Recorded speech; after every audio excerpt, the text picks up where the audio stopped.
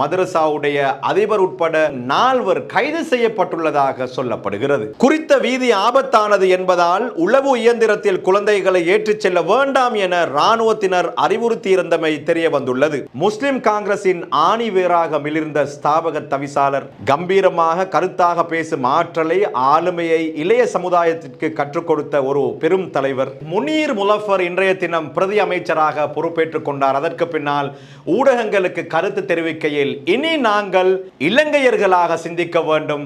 சிங்கள தமிழ் முஸ்லிம் சமூகத்தினுடைய வாக்குகளை பெற்று பாராளுமன்றம் செல்லக்கூடிய ஒரு நல்ல ஒரு நிலை எனக்கு கிடைத்திருக்கிறது. Diploma, HND, degree, masters, PhD போன்ற பாடநெறிகளை சர்வதேச அங்கீகாரத்துடன் வழங்கி வருகின்றது எமர்சன் காலேஜ் அண்ட் கேம்பஸ். தொடர்புகளுக்கு 0765204 அஸ்ஸலாமு அலைக்கும் வரஹ்மத்துல்லாஹி வபரகாத்துஹு. இது ஷார்ட் நியூஸ் வழங்கும் டாப் ஸ்டோரிஸ். இன்றைய தினம் 2024ஆம் ஆண்டு நவம்பர் மாதம் 28ஆம் திகதி வியாழக்கிழமை. இன்றைய இந்த நிகழ்ச்சியை கனத்த இதயத்தோடு தான் தொகுத்து வழங்குகின்றேன். உங்களுக்கு தெரியும், முழு இலங்கை மக்களையும் அதிர்ச்சிக்குள்ளாகிய ஒரு விடயம். நிந்தவூர் காஷிஃபுல் உலூம் அரபு கல்லூரியைச் சேர்ந்த மாணவர்களுடைய ஜனாசாக்கள் அனைவரும் ரொம்பவே கவலையோடு இருக்கின்றார்கள். அவர்களுடைய ஜனாசாக்கள் மீட்கப்பட்டு கொண்டே இருக்கின்றன. எனவே இன்றைய நாளில் பல செய்திகளை உங்களுக்கு வழங்க தயாராக இருக்கின்றோம். முதலில் சீரற்ற காலநிலை காரணமாக இதுவரையிலே 12 பேர் மரணித்திருக்கின்றார்கள். ஒருவர் காணாமல் போயிருக்கின்றார். பல சேதங்கள் நாடளாவிய ரீதியிலே நடைபெற்றிருக்கின்றன. 102 வீடுகள் மொத்தமாக சேதமடைந்திருக்கின்றது. எனவே இம்முறை இடம்பெற்ற இந்த காலநிலை மாற்றமானது பலத்த பாதிப்புகளை ஏற்படுத்தி இருக்கின்றது. அது சம்பந்தமான தகவல்களை இதோ பாருங்கள். சீரற்ற காலநிலை காரணமாக இதுவரையிலே 12 பேர் உயிரிழந்ததுடன் ஒருவர் காணாமல் போயுள்ளார். 24 மாவட்டங்களைச் சேர்ந்த 227 பிரதேச செயலக பிரிவுகள் பாதிக்கப்பட்டுள்ளன. 1,20,534 குடும்பங்களைச் சேர்ந்த 4,01,707 பேர் பாதிக்கப்பட்டுள்ளனர். நாடளாவிய ரீதியில் 345 பாதுகாப்பு நிலையங்கள் நிறுவப்பட்டுள்ளன. அவற்றுள் 11,663 குடும்பங்களைச் சேர்ந்த 36,330 பேர் தங்க வைக்கப்பட்டுள்ளனர். மேலும் 28,324 குடும்பங்களைச் சேர்ந்த 94,134 பேர் உறவினர்களின் வீடுகளில் தங்கி இருப்பதாக அனர்த்த நிவாரண முகாமைத்துவ நிலையம் சொல்கிறது. மரணமடைந்த 12 பேரில் 8 பேர் கிழக்கு மாகாணத்தைச் சேர்ந்தவர்கள் எனவும் குறிப்பிடப்பட்டுள்ளது.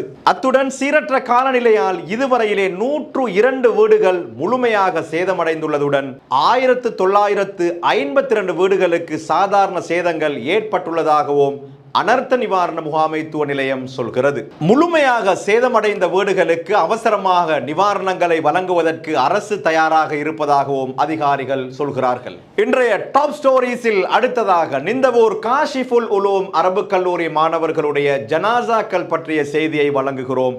இதுவரையிலே 5 மாணவர்களுடைய ஜனாசாக்கள் மீட்கப்பட்டிருக்கின்றன. அத்தோடு இயந்திரத்தை ஓட்டிச் சென்ற சாரதியுடைய ஜனாசாவும் மீட்கப்பட்டிருக்கின்றது.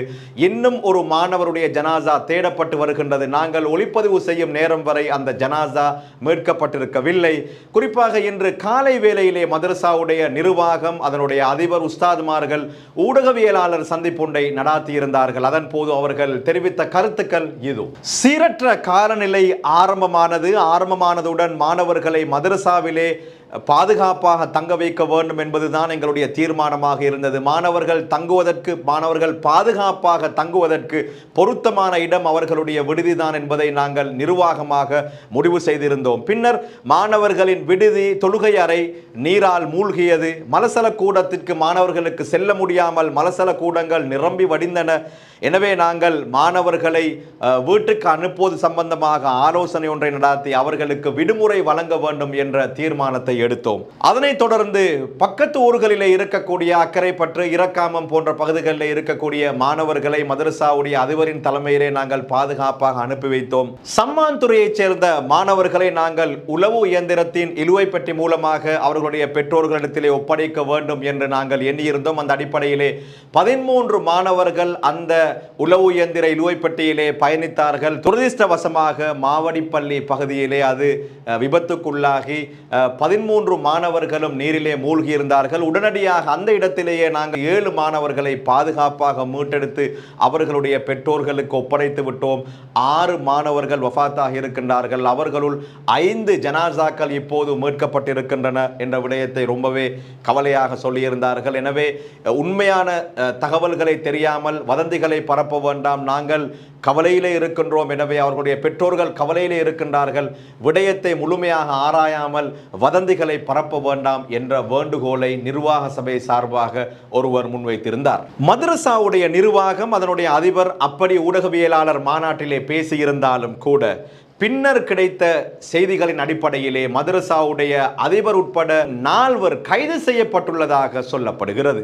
அம்பாறை காரைதீவு மாவடிப்பள்ளி பாலத்திற்கு அருகில் உளவு இயந்திரம் வெள்ளத்தில் சிக்கிய சம்பவம் தொடர்பில் விசாரணைகளை மேற்கொண்டு வரும் நிலையில் மதரசா பாடசாலையின் அதிபர், ஆசிரியர் மற்றும் உளவு இயந்திரத்தின் உதவியாளர்கள் 2 கைது செய்யப்பட்டுள்ளனர். சந்தேக நபர்களை சம்மாந்துறை நீதவான் நீதிமன்றில் ஆஜர்படுத்த உள்ளதாக போலீசார் தெரிவித்தனர். கடந்த 26ஆம் திகதி மதரசா பாடசாலை முடிந்து சம்பந்தப்பட்ட மாணவர்கள் வீட்டிற்கு செல்ல பஸ் இல்லாததால் தலைமை ஆசிரியர் குறித்த உளவு இயந்திரத்தில் செல்லுமாறு அறிவுறுத்தியதோடு அதற்காக பணமும் வழங்கியுள்ளமை தெரிய வந்துள்ளது. வெள்ளம் காரணமாக குறித்த வீதியில் பஸ் சேவைகள் இடம்பெறவில்லை என தெரிவிக்கப்படுகிறது.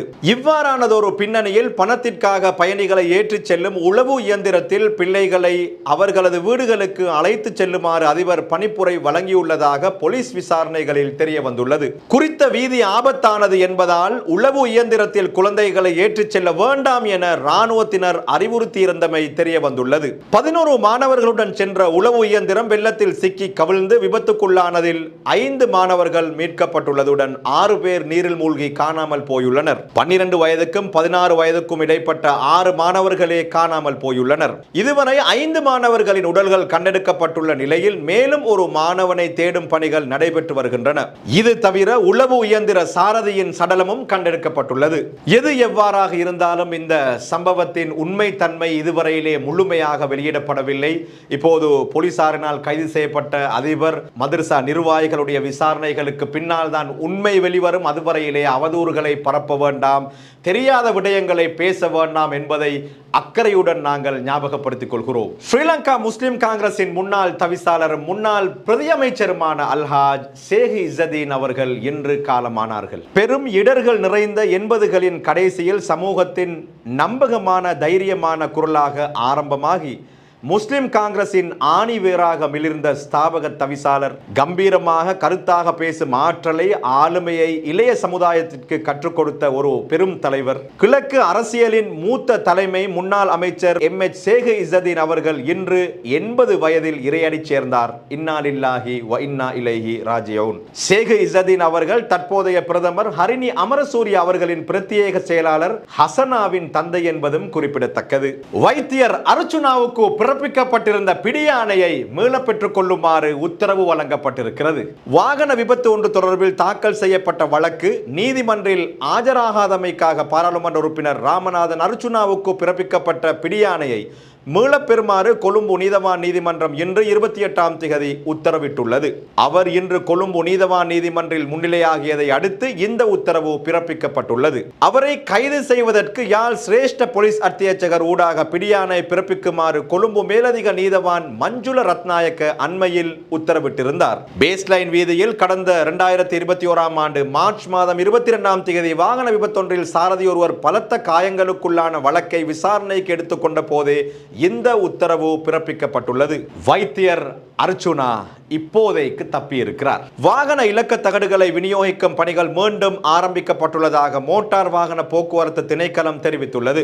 மோட்டார் வாகன போக்குவரத்து திணைக்களம் மேலும் தெரிவிக்கையில், எதிர்வரும் டிசம்பர் மாதம் 15ஆம் தேதிக்கு முன்னர் பணத்தை செலுத்தி வாகன இலக்க தகடுகளை கொள்வனவு செய்ய முடியும். எனவே மோட்டார் வாகன போக்குவரத்து திணைக்களத்தினால் வழங்கப்பட்ட தற்காலிக வாகன இலக்க தகடுகளின் பயன்பாடு எதிர்வரும் டிசம்பர் மாதம் மாதம் 15ஆம் திகதியுடன் நிறைவடைய உள்ளது.